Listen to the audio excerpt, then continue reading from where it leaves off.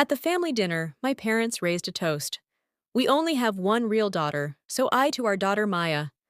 The light of our lives, my father said, raising his champagne glass, while I sat right there at the same table. I'm Emma. I'm 24. And this is the story about the night my family disowned me without saying the actual words.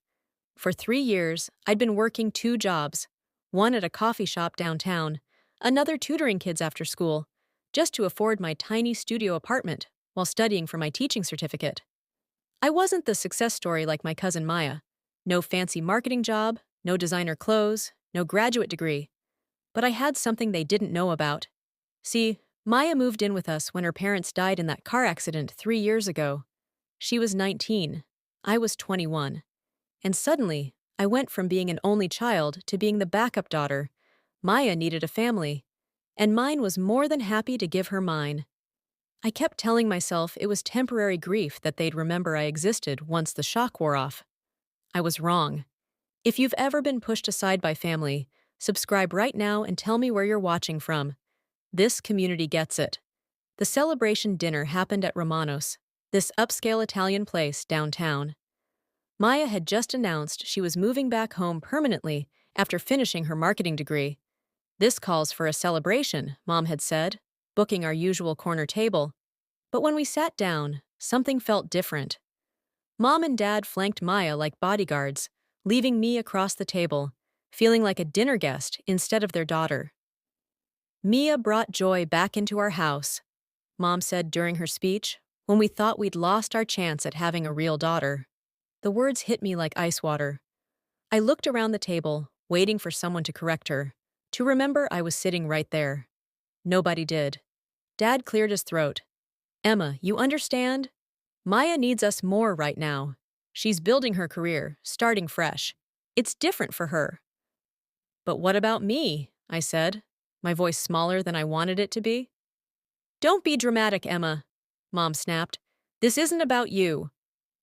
The couple at the next table stopped eating to stare. The waiter paused mid-step. Maya shifted in her seat, looking uncomfortable, but saying nothing to defend me.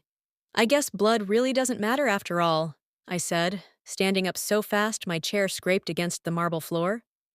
I walked out, leaving my untouched pasta getting cold. Maya followed me into the parking lot. They didn't mean it like that, she said, her voice soft. Yes, they did, but that dinner was just the beginning.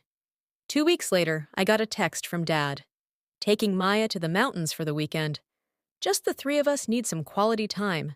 Just the three of us, like I wasn't part of the family anymore. Then came Uncle Robert's birthday party. The whole extended family was there. Aunts, uncles, cousins, I barely saw except for holidays. When we walked in, Mom immediately started introducing Maya around. This is our daughter Maya, she'd say, her arm around Maya's shoulders. When it was my turn, she'd just say, and this is Emma. My cousin Jennifer looked confused. Wait, isn't Emma your daughter too? Mom laughed, that fake laugh she used when she was uncomfortable. Well, yes, but Maya is really like our own flesh and blood now. I excused myself to the bathroom and cried for 10 minutes. When I came back, I heard Maya talking to my parents by the kitchen. I feel bad about Emma sometimes, Maya was saying. Don't, Mom replied. We've given her 18 years. It's our turn to have the daughter we always wanted. The words felt like a slap. 18 years. Like I was some kind of rental child whose lease had expired. The final straw came when Maya mentioned wanting to go to graduate school. Within a week, my parents had offered to pay her $15,000 for tuition. I'd been asking them for help with my teaching certification program for months. $800, that's all I needed. Sorry, honey. Dad had said Maya's future is more important for the family right now.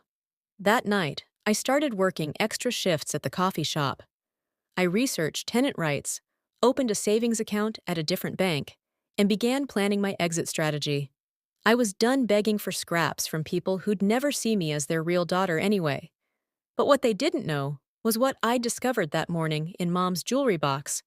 I'd been looking for earrings to borrow for a job interview when I found legal documents tucked behind her jewelry tray. My hands shook as I read them.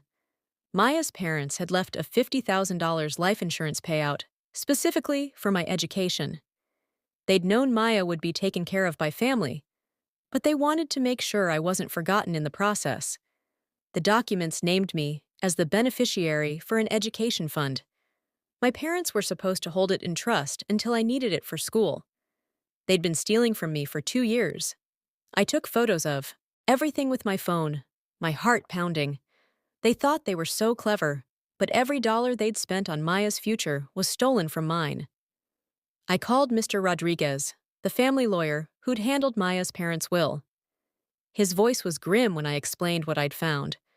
"Your parents were supposed to hold that money in trust for your education," he said. "They've been in violation of the will for 2 years. This is serious, Emma." He agreed to help me, explaining my legal options while my parents continued their charade at home. They announced they were helping Maya buy a new car. They took family photos for Christmas cards with just the three of them. I wasn't even asked to participate. "We want Maya to feel like she truly belongs," Mom explained when I asked about the photos. "What about me belonging?" I asked. "You're being selfish," Dad said. "Maya's been through trauma." The breaking point came when they announced they were updating their will. Maya would inherit the house and most of their assets. I'd get a small remembrance. That's when I knew it was time. Christmas Eve dinner with the extended family. Perfect timing. I waited through the appetizers, through the main course, through the small talk about Maya's bright future. When gift exchange started, I watched my parents hand Maya an expensive laptop. "For graduate school," Dad said proudly. Then they handed me a $25 gift card to Target. I stood up calmly, still holding the gift card. Before I open this, I want to share something. Maya, did you know your parents left $50,000 specifically for my education? Maya's face went white. The room went dead silent. "That money was for family expenses," Mom said quickly, but her voice was shaking. I pulled out the copied documents. "Mr. Rodriguez disagrees. He's also curious about the $15,000 you've already spent on Maya's tuition from my education fund." Dad tried to grab the papers. "You don't understand the complexities." "I understand theft," I said, my voice steady. "I have a lawyer, I have evidence, and I have something you never gave me: self-respect." Maya stood up, tears in her eyes. "Emma, take the money. I don't want it if it's yours." "This isn't about you anymore," I said gently. "This is about them choosing to lie to both of us." I looked at my parents, who couldn't meet my eyes. "I'm taking what's legally mine, and I'm done pretending we're a real family." I moved out that night, staying at my friend Sarah's couch until I could find my own place. Within a month, I had the insurance money and my own apartment. I finished my teaching certification and got hired at Riverside Elementary. Maya reached out constantly at first, texting apologies and asking to meet. I finally replied, "I wish you well, but I can't pretend we're sisters." My parents tried the guilt route. "We raised you better than this," Mom said during one of their phone calls. "You raised me to accept crumbs," I replied. "I'm done with that." 6 months later, I'm teaching second grade and loving every minute of it. My classroom is bright yellow with reading nooks and corners. My students think I'm the best teacher in the world. And for the first time in years, I feel like I matter to someone. My parents' house feels like a distant memory now. For once, their silence didn't hurt me. It freed me. If you've ever had to stand up to family betrayal, hit subscribe and tell me your story. Sometimes the family that matters most is the one you build yourself. Drop your location in the comments. I want to know where you're watching from and whether you've ever had to choose yourself over family expectations. Your story deserves to be heard.